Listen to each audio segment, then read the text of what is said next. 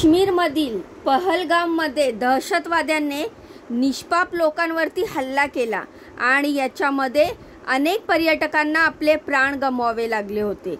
आता सर्व बाजूने सरकारला टीका सुद्धा होत असताना पहलगाम येथे झालेल्या दहशतवादी हल्ल्याबाबत सुरक्षा संस्थांनी एक महत्त्वाची माहिती दिलेली आहे। तपासामध्ये असं दिसून आलेलं आहे की या दहशतवाद्यांनी या हल्ल्याची संपूर्ण योजना आधीच तयार केलेली होती। त्यांचा उद्देश पर्यटन स्थळी आलेल्या गैर काश्मीरींना लक्ष्य करणं हा होता। सुरक्षा यंत्रणाच्या म्हणण्यानुसार त्यांना पूर्व सूचना मिळाल्या होत्या की दहशतवादी दक्षिण काश्मीरमधल्या एका प्रमुख पर्यटन स्थळाला लक्ष्य करू शकतात आणि या माहितीमध्ये दहशतवादी धार्मिक कारणास कोणत्याही गैर काश्मीरी नागरिकाला लक्ष्य करू शकतात असा इशारा सुद्धा देण्यात आलेला होता। आता या हल्ल्यापूर्वी या दहशतवाद्यांनी त्या परिसराची रेकी केल्याची सुद्धा माहिती समोर आलेली आहे। म्हणजे काय तर त्यांनी घटनास्थळाची पाहणी केली आणि त्यानंतर त्यांनी हल्ला केला। आता हा हल्ला झाल्यानंतर पंतप्रधान नरेंद्र मोदी त्यांच्या 2 दिवसीय सौदी अरेबियाचा दौरा अर्धवट सोडून मायदेशी परतले आणि विशेष म्हणजे भारतामध्ये येताना त्यांनी पाकिस्तानी एअर स्पेसचा वापर केला नाही। त्याच्या मागे त्यांची सुरक्षा आणि भारताची पाकिस्तानविषयीची नाराजी हे दोन्ही कारणं होती। आता या झालेल्या हल्ल्यानंतर आणि त्यांच्यामध्ये 26 नागरिकांचा निष्पाप बळी गेल्यानंतर भारत कठोर भूमिका स्वीकारणार हे स्पष्ट होतंय आणि त्यानुसारच काल भारतानं पाकिस्तानसोबतचा सिंधू जल नदी वाटप करार रद्द करण्याची घोषणा केली आहे। भारताच्या परराष्ट्र मंत्रालयाने पत्रकार परिषदेमध्ये नमूद केलेले आहे की यापुढे पाकिस्तान सोबतचा हा करार पुढे चालवला जाणार नाही। अजून कोणती पावलं भारताने उचलली आहेत आणि त्याचे परिणाम काय होऊ शकतात हे सर्व काही आज आपण या व्हिडिओच्या माध्यमातून जाणून घेणार आहोत। त्यामुळे हा व्हिडिओ पूर्ण बघा, व्हिडिओला लगेचच लाईक करा, चॅनलला सबस्क्राईब करा। तर तुम्ही बघत आहात खबरी रीमा। तर मित्रांनो, झालेल्या दहशतवादी हल्ल्यानंतर भारताकडून सर्वप्रथम सीमेकडील असलेल्या दहशतवाद्यांना संपवण्याचं पाऊल उचललं जाऊ शकतं असं सांगितलं जात असतानाच भारताने संयमी भूमिका घेत पाकिस्तानला इशारा दिला आहे आणि 2016 आणि 19 मध्ये अशाच पद्धतीचे हल्ले झाल्यानंतर भारताने आधी सर्जिकल स्ट्राईक केली होती आणि त्यानंतर एअर स्ट्राईक केली होती आणि त्यावेळेस त्या दोन्ही हल्ल्यामध्ये पाकिस्तानात मोठ्या प्रमाणामध्ये दहशतवादी मारले गेले होते। पण सध्या भारतानं संयमी पाऊल उचललेलं दिसून येतंय। पंतप्रधान नरेंद्र मोदी यांच्या दिल्लीतील निवासस्थानी कॅबिनेट सुरक्षा समितीची महत्त्वाची बैठक झाली। या बैठकीला संरक्षण मंत्री राजनाथ सिंह, केंद्रीय गृहमंत्री अमित शाह, अर्थमंत्री निर्मला सीतारमण आणि परराष्ट्र मंत्री एस जयशंकर हे सर्वजण उपस्थित होते आणि या बैठकीनंतर परराष्ट्र मंत्रालयाच्या प्रवक्त्यांनी पत्रकार परिषद घेतली। या पत्रकार परिषदेमध्ये त्यांनी महत्त्वाची माहिती दिलेली आहे। या हल्ल्यामध्ये पाकिस्तानचा हात असल्याचं स्पष्ट झालेलं आहे आणि त्यामुळे पाकिस्तान विरोधात कठोर पावलं उचलण्यात आल्याची माहिती सुद्धा त्यांनी दिलेली आहे। आता कठोर पावलं कोणती आहेत तर केंद्र सरकारने सिंधू नदी जलवाटप करार जो आहे तो रद्द करण्याचा निर्णय घेतलेला आहे। या करारानुसार भारतातून पाकिस्तानला सोडलं जाणारं पाणी जे आहे पाणी रोखलं जाणार आहे आणि याचा थेट फटका पाकिस्तानला बसणार आहे। आता या पाण्यावरती पाकिस्तानची शेती अवलंबून आहे। हे कपडा उद्योगाला पण हेच पाणी तिथे मिळतं। जर हे पाणी अडवलं गेलं तर पाकिस्तानची अवस्था अजून बिकट होऊ शकते। भारतानं पाकिस्तानी नागरिकांना भारतामध्ये येण्यासाठी व्हिसा कायमचा बंद केलेला आहे।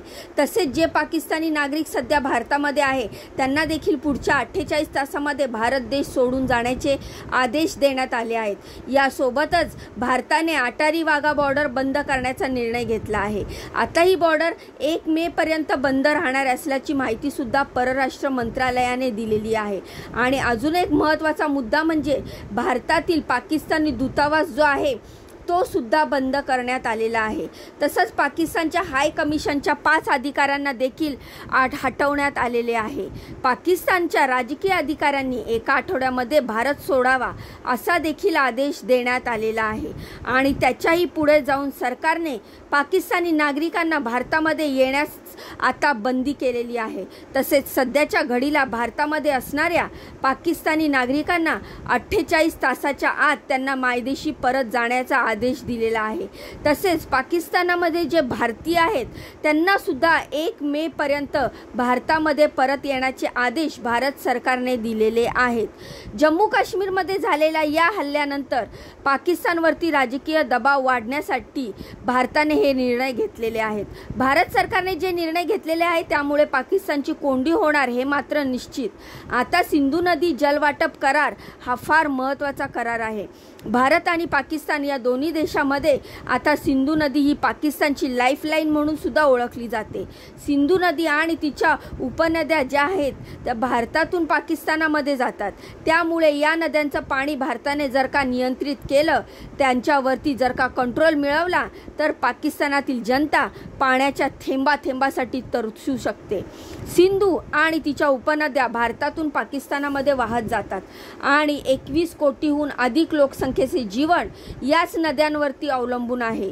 सिंधू पाणी करारानुसार 6 नद्यांचं 80% पाणी पाकिस्तानामध्ये जातं। 1960 मध्ये भारताचे तत्कालीन पंतप्रधान जवाहरलाल नेहरू आणि पाकिस्तानचे अध्यक्ष अयूब खान यांनी या नदीच्या पाणी वाटपाच्या करारावरती स्वाक्षरी केली होती। जागतिक बँकेने या करारासाठी मध्यस्थी केली होती। 65 वर्षापूर्वी झालेल्या या कराराअंतर्गत भारताला सिंधू आणि त्यांच्या उपनद्यांमधून 19% पाणी मिळतंय आणि पाकिस्तानला सुमारे 80% पाणी मिळतंय। आता भारताला जे पाणी मिळतंय त्यातील फक्त 90% पाण्याचाच वापर भारताकडून केला जातोय। सिंधू पाणी वाटप करारानुसार बियास, रावी, सतलज, सिंधू, चिनाब आणि झेलम या 6 नद्यांचं पाणी विभागलं गेलेलं आहे।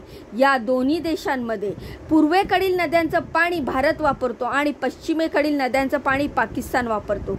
पूर्वेकडील नदी जिथून भारताला बिया, सतलज आणि रावी आहे ते देत आहे त्यांचे पाणी मिळतं। पश्चिमेकडील नद्यांमध्ये कोणते येतात तर सिंधू, चिनाब आणि झेलम यांचं पाणी पाकिस्तानच्या वाट्याला आलेलं आहे। आता बघा, जर भारताने हा करार रद्द केलेला असला तर पाकिस्तानामध्ये पाण्याची कमतरता निर्माण होईल। पाकिस्तान जो आहे पाण्याच्या थेंबाथेंबासाठी तरसेल। आता एकूणच पाकिस्तानमध्ये जर का आपण इकोसिस्टम बघितली, त्यांची इथली शेती जर का बघितली किंवा तिथे इतर उद्योगधंदे जर आहेत ते सर्व सिंधू नदीच्या पाण्यावर अवलंबून आहेत।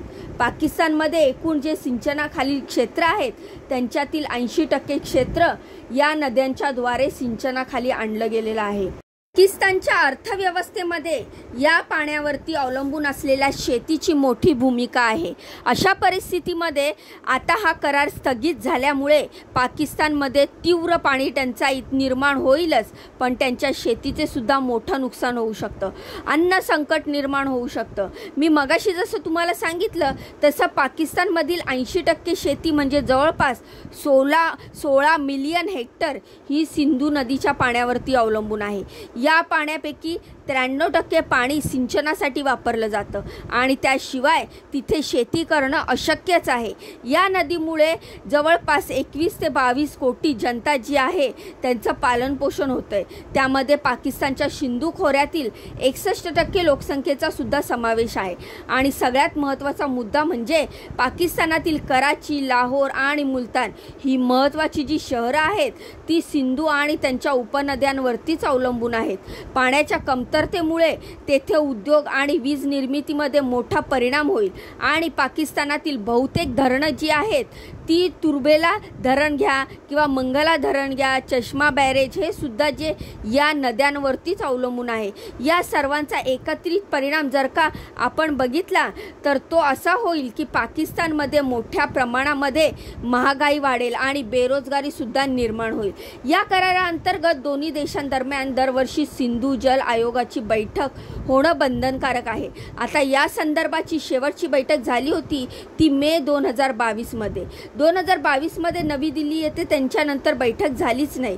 तर पूर्वेकडील नद्यांच्या वापरावर भारताचा अधिकार आहे, तर पश्चिमेकडील नद्या या पाकिस्तानाच्या अधिकार क्षेत्रामध्ये येतात.